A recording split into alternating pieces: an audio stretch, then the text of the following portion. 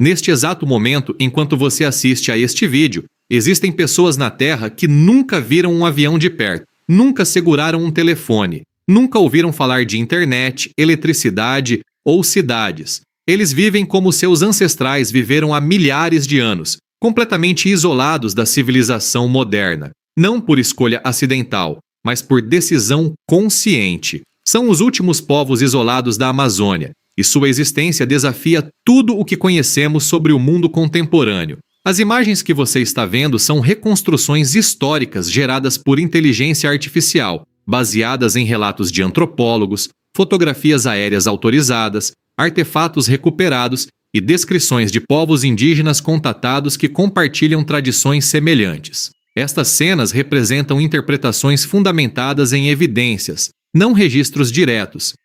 Pois filmar ou fotografar esses povos sem consentimento seria uma violação ética grave. Nas profundezas da floresta amazônica, longe de qualquer estrada ou cidade, existem comunidades humanas que vivem em um mundo completamente diferente do nosso. Segundo a Fundação Nacional dos Povos Indígenas, estima-se que existam mais de 100 grupos isolados apenas na Amazônia brasileira. Muitos nunca foram confirmados. Outros são conhecidos apenas por vestígios, uma maloca abandonada, pegadas na lama, flechas encontradas em árvores. Esses povos não são primitivos, não são relíquias do passado, são sociedades complexas, com conhecimentos sofisticados sobre a floresta, sistemas sociais elaborados e escolhas deliberadas sobre como viver. E a cada ano, o território onde vivem diminui. Para entender quem são esses povos, precisamos primeiro abandonar a ideia de que isolamento significa ignorância. Os indígenas isolados da Amazônia dominam um ambiente que mataria a maioria de nós em dias. Eles conhecem centenas de espécies de plantas, sabem quais curam doenças, quais alimentam, quais matam. Navegam pela floresta sem mapas ou bússolas, lendo sinais invisíveis para olhos não treinados. A maior concentração de povos isolados no mundo está na região do Vale do Javari, no extremo oeste da Amazônia brasileira, na fronteira com o Peru. Esta área, do tamanho de Portugal, abriga pelo menos 7 grupos isolados confirmados e outros tantos não confirmados. São os Corubo, conhecidos como caceteiros por usarem borduna como arma principal. Os Mates, parcialmente contatados. Os Matsés, que vivem entre Brasil e Peru. E muitos outros cujos nomes verdadeiros nunca saberemos, porque nunca nos disseram. Esses grupos vivem em malocas, grandes estruturas comunitárias feitas de madeira e palha que podem abrigar dezenas de pessoas. As malocas são construídas em clareiras abertas na floresta, geralmente perto de rios ou igarapés. A arquitetura varia entre os grupos, mas muitas seguem um padrão circular ou oval, com um teto cônico que pode chegar a 10 ou 15 metros de altura. A construção de uma maloca pode levar meses e envolve toda a comunidade. O chão da maloca é de terra batida, coberto por esteiras de palha. Não há divisões internas rígidas, mas cada família tem seu espaço demarcado por redes de dormir e fogueiras individuais. As fogueiras nunca se apagam completamente, mantidas vivas durante a noite com brasas cobertas por cinzas. O fogo é precioso e sagrado, e perdê-lo seria um desastre. O dia começa antes do amanhecer. Os primeiros sons são o crepitar das fogueiras sendo reativadas, o murmúrio de conversas baixas, o choro de crianças acordando. Não há relógios, mas o ritmo da floresta dita o tempo. Os pássaros começam a cantar. A névoa ainda cobre o rio. Os homens preparam suas armas. Arcos e flechas são feitos de madeiras específicas, selecionadas por sua flexibilidade e resistência. Um arco bem feito pode durar anos. As flechas variam conforme a presa. Pontas de bambu afiado para peixes, pontas de madeira dura para macacos e aves, pontas envenenadas para animais maiores. O veneno usado nas flechas vem de plantas e de certas espécies de sapos. Os conhecimentos sobre venenos são guardados com extremo cuidado e transmitidos apenas aos iniciados. E um caçador experiente sabe dosar o veneno perfeitamente, o suficiente para imobilizar a presa rapidamente, mas não tanto que corrompa a carne e a torne imprópria para consumo. Este conhecimento químico sofisticado foi desenvolvido ao longo de gerações. Enquanto os homens caçam, as mulheres partem para a coleta e pesca. Elas conhecem a floresta tão bem quanto os homens, mas suas rotas são diferentes. Sabem onde encontrar frutas, raízes comestíveis, mel, castanhas, pupunha, açaí. Carregam cestos trançados nas costas, presos por faixas na testa. As crianças pequenas vão junto, amarradas em tipóias de tecido de fibra vegetal. A pesca é feita com armadilhas engenhosas, cercados de varas que direcionam os peixes para compartimentos onde ficam presos, cestos submersos que funcionam como gaiolas. Algumas mulheres usam veneno de timbó, uma planta que, quando macerada e jogada na água, atordoa os peixes sem matá-los imediatamente, facilitando a captura. O timbó é usado em pequenas lagoas ou braços de rio isolados, nunca no rio principal, para não desperdiçar o recurso. A alimentação dos povos isolados é surpreendentemente variada. Ao contrário da imagem de que vivem de caça, a maior parte da dieta vem de coleta e de pequenas roças. Muitos grupos cultivam mandioca, milho, banana, batata doce, cará, abóbora e amendoim em clareiras abertas na floresta. Essas roças são itinerantes. Após alguns anos, quando o solo se esgota, a roça é abandonada e uma nova é aberta em outro local. O preparo da mandioca é um processo complexo. A mandioca brava, rica em ácido cianídrico, é tóxica se consumida crua. As mulheres descascam as raízes e ralam em pedras ásperas ou em raladores feitos de espinhos de palmeira incrustados em madeira, depois espremem a massa em tipitis,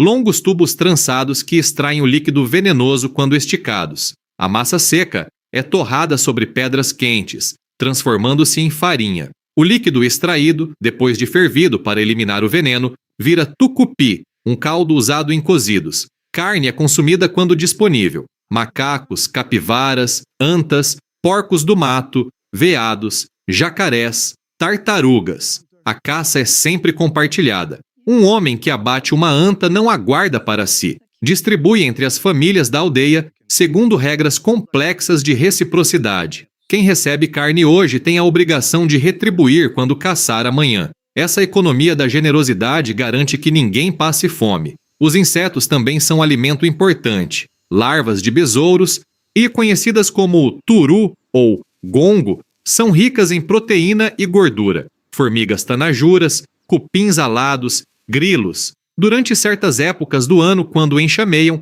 são coletados em grande quantidade, torrados e consumidos como aperitivo ou triturados para fazer pasta. Mas a vida na floresta não é apenas sobrevivência, é também beleza, ritual, conexão espiritual. Os povos isolados não vivem em constante luta pela vida. Eles têm tempo para arte, música, histórias, celebrações. O corpo é uma tela. Homens e mulheres se pintam com urucum, que dá uma cor vermelha intensa, e genipapo, que produz um preto azulado que dura semanas na pele. Os padrões não são aleatórios. Cada desenho tem significado. Linhas que representam a pele da cobra, pontos que simbolizam pegadas de onça, círculos concêntricos que evocam redemoinhos de água. Algumas pinturas indicam status social, outras marcam momentos de transição, como a primeira caça de um jovem ou a primeira menstruação de uma menina. Adornos corporais são igualmente significativos. Colares de sementes, dentes de animais, penas de arara, tucano e papagaio. As penas têm valor elevado, pois as aves que as fornecem são difíceis de caçar. Um cocar de penas de gavião real pode demorar anos para ser completado. Alguns grupos usam perfurações labiais ou nasais, onde inserem adornos de osso ou madeira. Outros usam botoques auriculares que gradualmente esticam os lóbulos das orelhas. A música permeia a vida cotidiana. Flautas de bambu, chocalhos de sementes, tambores de tronco oco. O canto é coletivo durante rituais, mas também individual durante tarefas solitárias. Uma mulher pode cantar enquanto tece um cesto. Se um homem pode cantar para a presa que acaba de abater, agradecendo ao espírito do animal por dar sua vida. E é aqui que chegamos ao coração da visão de mundo desses povos, a dimensão espiritual. Para os indígenas isolados, a floresta não é um recurso, é um ser vivo, habitado por espíritos, governado por forças invisíveis que devem ser respeitadas e negociadas. Cada animal tem um dono espiritual, o dono dos porcos do mato, o dono das antas, o dono dos peixes. Antes de caçar, É preciso pedir permissão a esses donos através de cantos, fumaça de tabaco, oferendas. Um caçador que mata sem respeito, que desperdiça carne ou mata fêmeas grávidas, ofende os donos espirituais e será punido com azar na caça, doenças ou acidentes. As plantas também têm espíritos, especialmente as plantas medicinais e as plantas de poder, como o ayahuasca, conhecida em algumas etnias como cipó da morte ou cipó da alma. Embora nem todos os grupos isolados usem ayahuasca,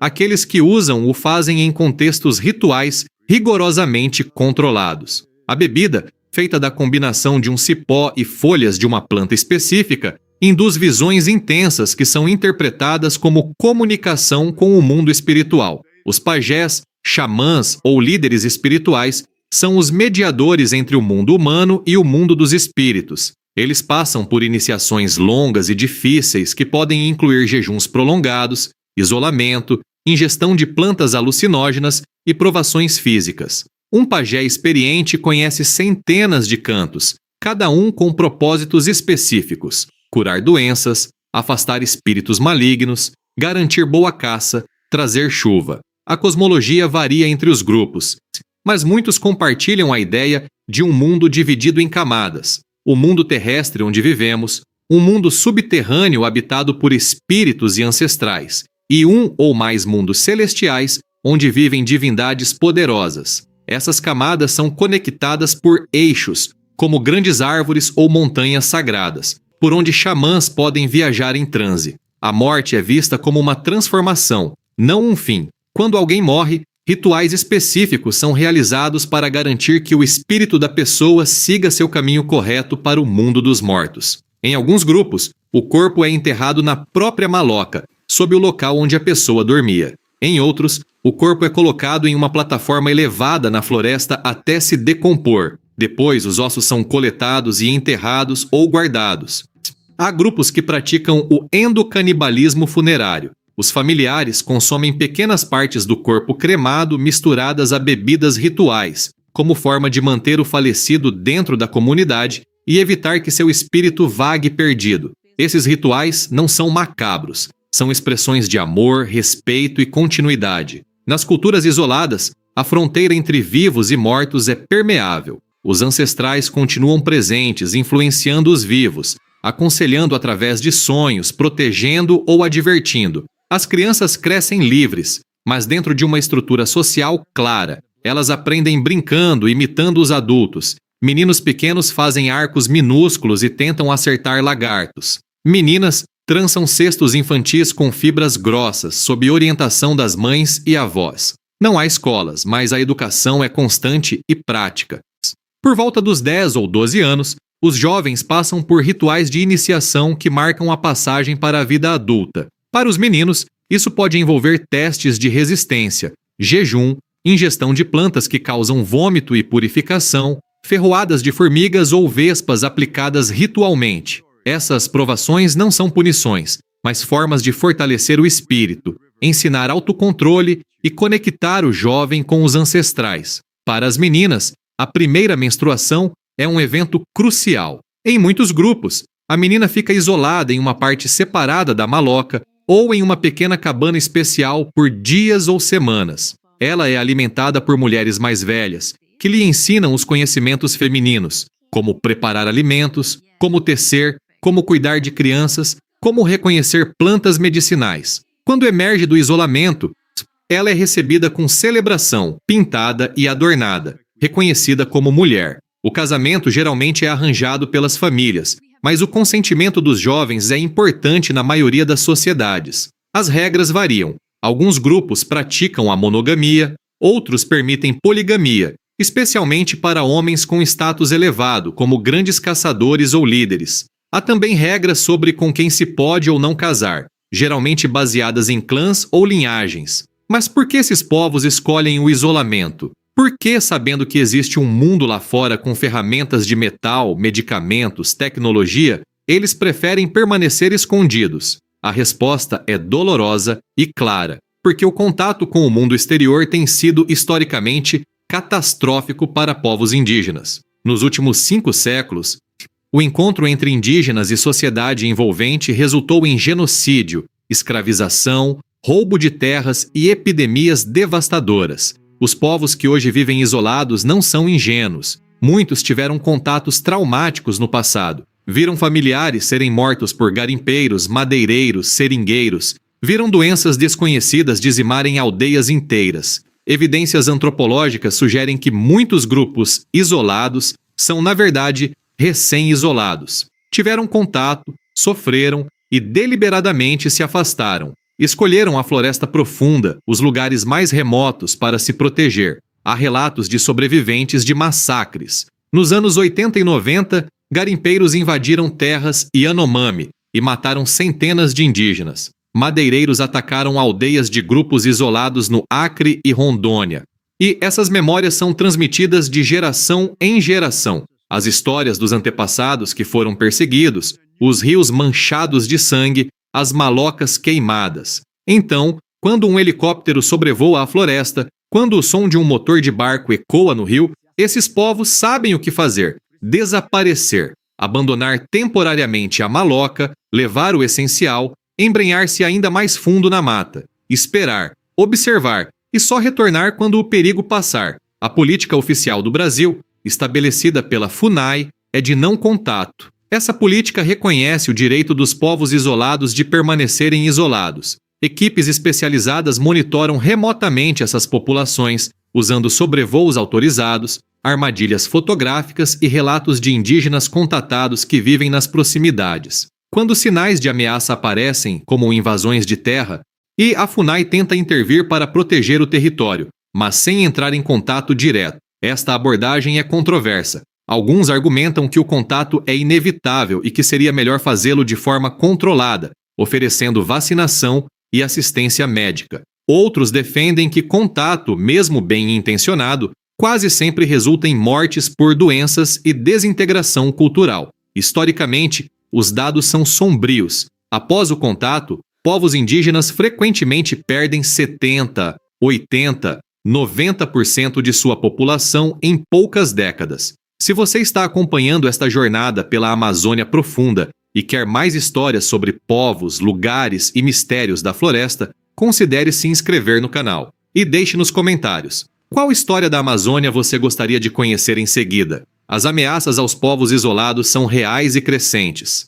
Desmatamento ilegal avança sobre terras protegidas. Madeireiros abrem estradas clandestinas na floresta, fragmentando o território. Garimpeiros invadem terras indígenas em busca de ouro, contaminando rios com mercúrio. Pescadores ilegais esvaziam lagos e rios que os isolados dependem para alimentação. Missionários evangélicos, movidos por convicção religiosa, às vezes tentam estabelecer contato para salvar almas, ignorando os riscos mortais que trazem. Nos últimos anos, a situação piorou. O enfraquecimento da fiscalização ambiental, cortes de orçamento para proteção de terras indígenas e discursos políticos que incentivam a exploração da Amazônia criaram um ambiente de impunidade. Invasores sabem que as chances de serem punidos são mínimas. Os povos isolados, sem armas de fogo, sem comunicação com o mundo externo, são extremamente vulneráveis. Uma maloca pode ser atacada à noite, famílias inteiras podem ser assassinadas. E ninguém saberá. Não há sobreviventes para contar a história. Não há testemunhas, não há corpos encontrados. A floresta simplesmente engole o silêncio. Mas, apesar de tudo, esses povos resistem. Sua resiliência é extraordinária. Eles se movem, se adaptam, encontram novos refúgios. Desenvolvem estratégias de defesa, armadilhas nas trilhas que levam às suas malocas, vigias postados em pontos elevados, sistemas de alarme rudimentares usando cipós amarrados a galhos secos que fazem barulho quando perturbados. Alguns grupos são conhecidos por sua hostilidade a estranhos. Os Corubo atacam invasores com bordunas pesadas que podem esmagar um crânio com um golpe. Essa hostilidade não é irracional. É uma estratégia de sobrevivência aprendida através de experiências traumáticas. Manter distância, demonstrar força, afugentar intrusos antes que possam causar dano. Outros grupos são mais evasivos. Simplesmente desaparecem quando detectam presença estranha, deixando para trás malocas vazias, fogueiras apagadas, trilhas que levam a lugar nenhum. O dia a dia desses povos continua, alheio ao mundo que os cerca. Ao entardecer, quando o sol começa a se pôr tingindo o céu de laranja e roxo, as famílias retornam à maloca. Os caçadores trazem carne, as mulheres trazem cestos cheios de frutas e raízes, as crianças trazem lenha para as fogueiras. A carne é preparada, assada diretamente nas brasas ou cozida em panelas de barro. Essas panelas são obras de arte, moldadas à mão pelas mulheres, decoradas com padrões pressionados na argila ainda úmida, e queimadas em fogueiras abertas. Uma panela bem feita dura anos e é passada de mãe para filha. Enquanto a comida cozinha, as pessoas conversam. Histórias são contadas. Um velho relembra uma grande caçada de anos atrás, quando ele e seus companheiros acuaram uma onça pintada, e após horas de espera, conseguiram abatê-la. As crianças ouvem fascinadas, olhos arregalados à luz das chamas. Alguém começa a tocar uma flauta. A melodia é simples, repetitiva, hipnótica. Outras vozes se juntam em um canto baixo. Não há pressa. O tempo escorre lentamente, medido apenas pela queima da madeira e pela rotação das estrelas. Acima, o céu amazônico é um espetáculo. Sem poluição luminosa, as estrelas são incontáveis. A Via Láctea se estende como um rio de luz. Os anciãos conhecem as constelações, não como nós as conhecemos, mas como suas tradições as nomearam. O cesto de pesca, a cobra celeste, os 3 caçadores. À noite, quando todos dormem em suas redes, a floresta ganha vida com sons diferentes. O grito de um macaco guariba distante, o rugido de uma onça caçando, o farfalhar de algo grande movendo-se entre as árvores. As fogueiras mantêm os predadores afastados, mas não totalmente. A maloca não tem paredes completas, apenas esteios e palha. A floresta está ali, a poucos metros, escura, viva, respirando. Dormir na floresta é confiar. Confiar nos espíritos protetores, confiar nas estruturas sociais que mantêm vigias acordados em turnos, confiar no conhecimento passado de geração em geração sobre como viver neste mundo. A religiosidade permeia cada aspecto da vida. Não há separação entre sagrado e profano. Caçar é um ato espiritual. Cozinhar é um ritual. Plantar mandioca envolve cantos que pedem aos espíritos da terra que façam as raízes crescerem fortes. Quando uma criança nasce, rituais específicos são realizados. A mãe é isolada com a criança por dias ou semanas, dependendo do grupo. O pai pode ter restrições alimentares, evitando certos tipos de carne que são considerados perigosos para o recém-nascido. O cordão umbilical é cortado com uma lasca de bambu afiada e pode ser enterrado em local especial ou guardado como amuleto. A placenta é enterrada sob a maloca, conectando simbolicamente a criança à terra. O nome da criança não é dado imediatamente. Ela pode ser chamada por termos genéricos por semanas ou meses, até que um evento, sonho ou sinal revele seu nome verdadeiro. Esse nome verdadeiro é frequentemente mantido em segredo, conhecido apenas pela família próxima, para proteger a criança de feitiçaria ou mal olhado. Um nome público diferente é usado no dia a dia, mas talvez o aspecto mais notável desses povos seja algo intangível, a sensação de completude. Eles não se veem como privados, não lamentam a ausência de smartphones, carros ou supermercados. Seu mundo é completo como é. Um caçador isolado sente satisfação profunda ao trazer carne para sua família. Uma mulher sente orgulho ao completar um cesto perfeitamente trançado. Um pajé sente conexão espiritual ao curar uma criança doente usando plantas e cantos. Essas experiências têm valor intrínseco, não dependem de validação externa. Não há redes sociais para postar conquistas. Não há dinheiro para acumular. Não há competição além da comunidade imediata. A riqueza é medida em conhecimento, habilidade, generosidade e relações.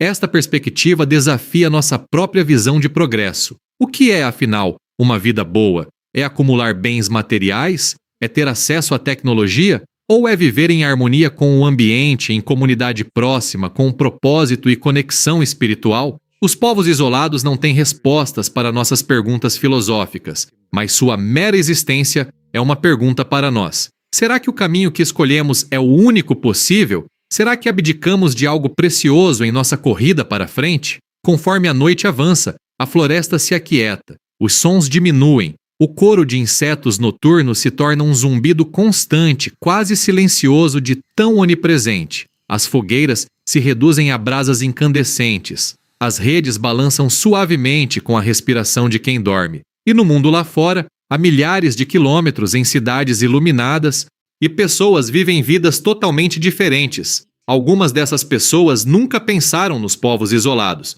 Outras sabem que eles existem, mas nunca consideraram profundamente o que isso significa. Mas esses povos não precisam de nossa pena, não precisam de salvação. Eles precisam apenas de uma coisa: que seus territórios sejam protegidos, que as fronteiras de suas terras sejam respeitadas, que possam continuar vivendo como escolheram, em paz, invisíveis, livres. A história dos povos isolados não é uma história do passado, é uma história do presente. Neste momento, há crianças nascendo em malocas escondidas, há jovens passando por rituais de iniciação, há anciãos transmitindo conhecimentos milenares, há vida pulsando na floresta, independente de nosso reconhecimento. O futuro desses povos é incerto.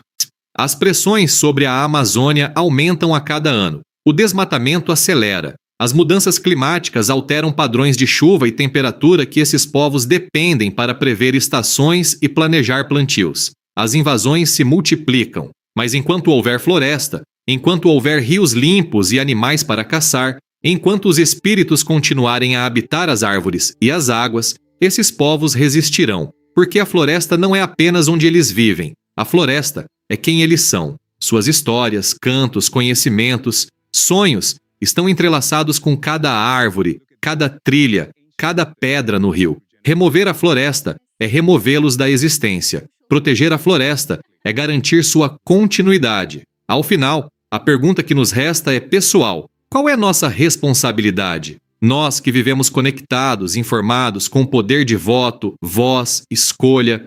O que devemos aos povos que escolheram não fazer parte do nosso mundo? Talvez a resposta seja simples: respeito. Respeito por escolhas diferentes. Respeito por modos de vida que não compreendemos completamente. Respeito pela autonomia de decidir o próprio destino, mesmo que esse destino seja permanecer oculto, isolado, livre. Os últimos povos isolados da Amazônia são um espelho invertido de nossa sociedade. Eles nos mostram que há outras formas de ser humano, outras formas de organizar a vida, outras formas de encontrar significado. E talvez, no fundo, eles nos lembrem de algo que esquecemos em nossa pressa, que somos, antes de tudo, parte da natureza, não seus donos, não seus conquistadores, mas parte dela. Enquanto as estrelas giram sobre a floresta e as fogueiras ardem nas malocas escondidas, a vida continua, silenciosa, resiliente, te completa, e assim deve permanecer.